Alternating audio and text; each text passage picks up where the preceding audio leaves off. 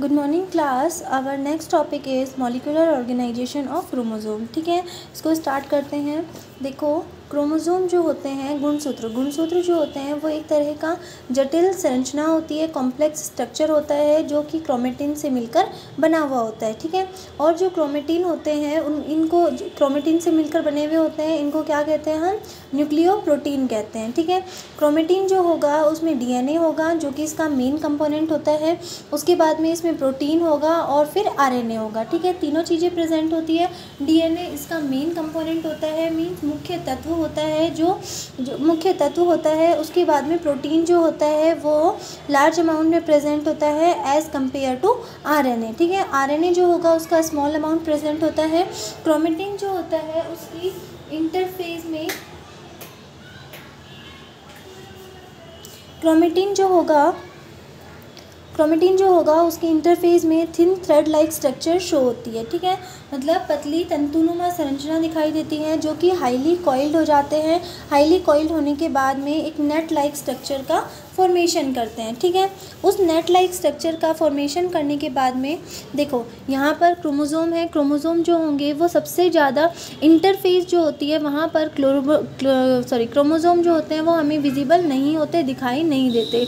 लेकिन जो क्रोमोसोम होते हैं उसकी मेटाफेज एम फेज़ की मेटाफेज में क्रोमोसोम जो होते हैं वो बिल्कुल क्लियर दिखाई देते हैं। ठीक है, इसमें दोनों जो क्रोमेटिड्स होते हैं वो अलग अलग दिखाई देते हैं। उसके अंदर डीएनए का थ्रेड प्रेजेंट होता है और उसके अलावा ये जो दोनों क्रोमेटिड होते हैं वो एक सेंट्रोमियर के थ्रू जुड़े हुए रहते हैं। ठीक है, उसके बाद में है views for structure of chromosome की जो क्रोमोसोम की संरचना थी उसके लिए कौन कौन से व्यू दिए गए। One is multi stranded view, means इसमें क्या था, देखो कि जो क्रोमोसोम होता है उसकी बहुसूत्रीय धारणा। इसके अनुसार जो क्रोमोसोम होते हैं वो structure of microfilament, means microfilaments जो होते हैं, क्रोमोसोम जो होते हैं वो एक तरह के माइक्रोफिलामेंट होते हैं जिन्हें हम न्यूक्लियोप्रोटीन मॉलिक्यूल भी कहते हैं। ठीक है, इसमें देखो डीएनए जो होगा वो उसका 20 एंगस्ट्रॉम डायामीटर होता है। उसके बाद में डीएनए जो होगा उसके साथ आरएनए और हिस्टोन दोनों अटैच हो जाएंगे।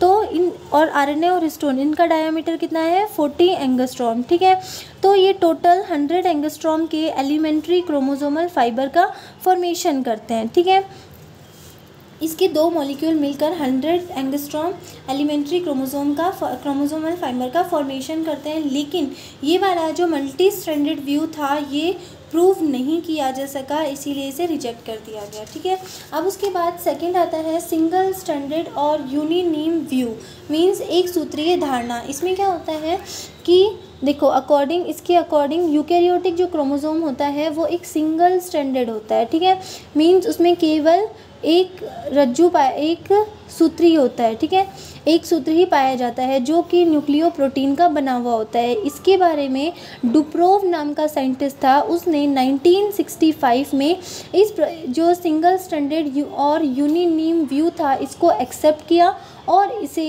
इसे क्या बताया, इसके लिए फोल्डेड फाइबर मॉडल दिया। ठीक है, डुप्रोव नाम के साइंटिस्ट ने यूनिनीम व्यू को एक्सेप्ट किया और उसके बाद में फोल्डेड फाइबर मॉडल दिया। ठीक है, उसके बाद ये देखो फोल्डेड फाइबर मॉडल में क्या था कि जो यूकैरियोटिक क्रोमोसोम होते हैं वो made up of folded single stranded DNA. ये जो होते हैं देखो यूकैरियोटिक क्रोमोसोम होंगे वो मेनली किसके बने हुए होते हैं? फोल्डेड सिंगल स्ट्रैंडेड डीएनए के बने हुए होते हैं और उसके साथ में वहाँ पर आरएनए भी प्रेजेंट होता है। ठीक है, यूकैरियोटिक क्रोमोसोम मेनली किसके बने हुए होंगे?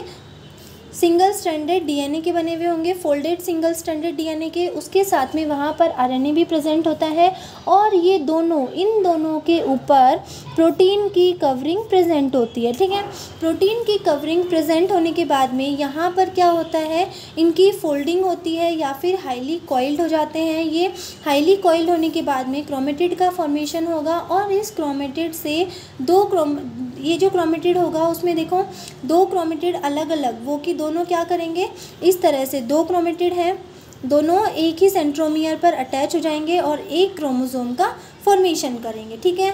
और इस वाले स्ट्रक्चर को हम क्या कहते हैं, क्रोमोसोम कहते हैं। और ये जो प्रोसेस थी या ये जो फोल्डेड फाइबर मॉडल था इसको प्रूव किया गया था, ठीक है। अब उसके बाद जो मेन है इसमें वो है nucleosome solenoid model for ultra structure of chromosome, गुणसूत्र की परा संरचना के लिए न्यूक्लियोसोम सोलेनॉइड मॉडल। अब इसमें देखो सेल डिवीज़न जब होता है, कोशिका विभाजन होता है, उसकी अंतरावस्था में न्यूक्लियस के अंदर complex of long thread like DNA और हिस्टोन प्रोटीन ये प्रेजेंट होता है, ठीक है।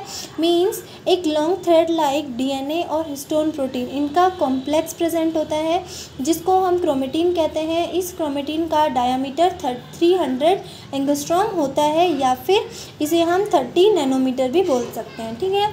उसके बाद में जब इंटरफेज़ होती है, इंटरफेज़ के बाद में मेटाफेज़ होगी। मेटाफेज़ में ये जो क्रोमेटिन होगा ये हाईली कॉइल्ड हो जाएगा और इनका डायामीटर जो होगा वो 700 एंगस्ट्रॉम हो जाएगा।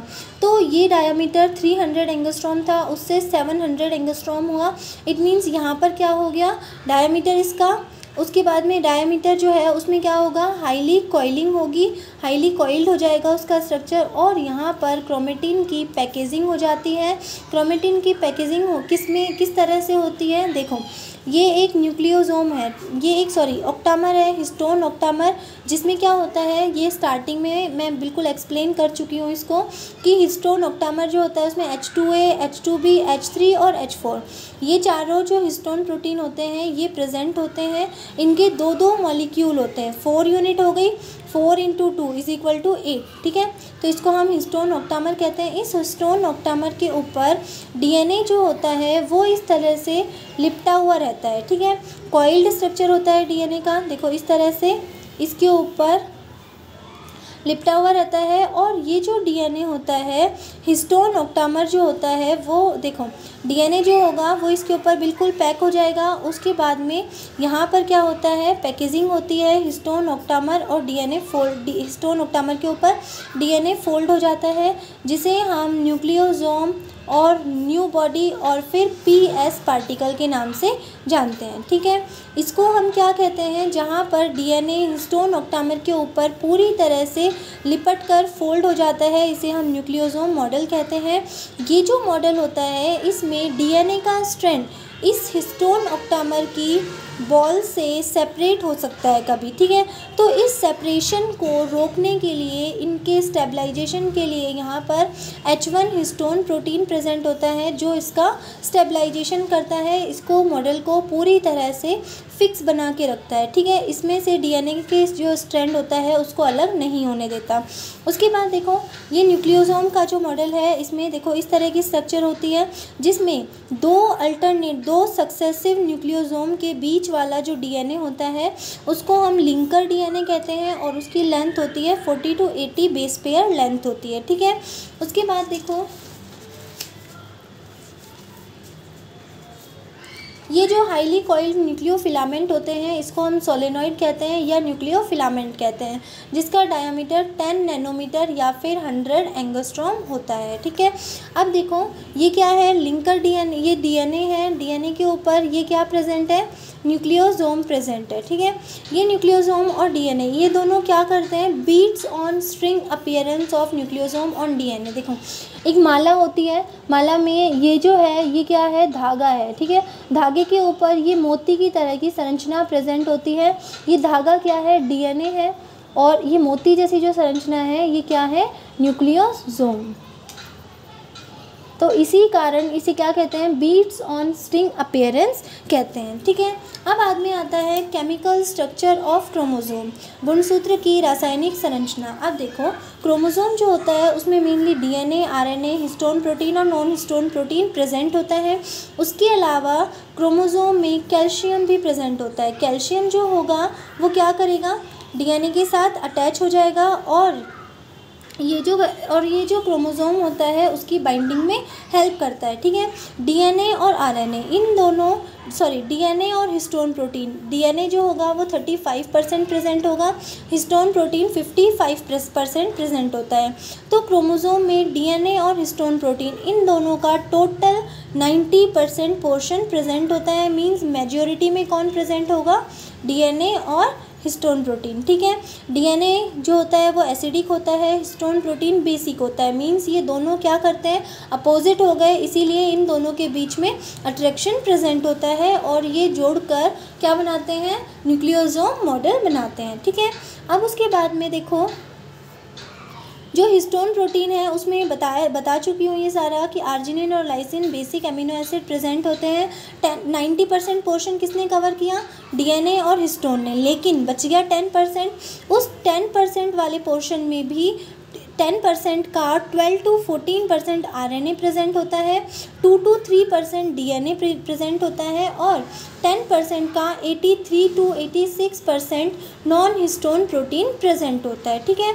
ये जो नॉन हिस्टोन प्रोटीन होते हैं ये एसिडिक होते हैं नेचर में, ट्रिप्टोफेन और टायरोसिन अमीनो एसिड इसमें प्रेजेंट होते हैं, ठीक है।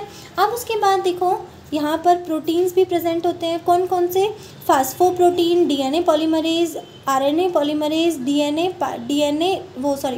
डीपीएन पायरोफॉस्फोराइलेज और उसके अलावा nucleoside transphosphatase non histone protein ये भी प्रेजेंट होता है। डीएनए और प्रोटीन इन दोनों के बीच में आयोनिक बॉन्ड का फॉर्मेशन होता है, ठीक है। और इस आयोनिक बॉन्ड का फॉर्मेशन होने के कारण इसे क्या कहते हैं, सॉफ्ट लिंकेज, इन दोनों के बीच में सॉफ्ट लिंकेज प्रेजेंट होता है। और ये कैल्शियम, यहाँ पर कौन कौन से, कैल्शियम और मैग्नीशियम आयन जो होते हैं वो प्रेजेंट होते हैं, ठीक है।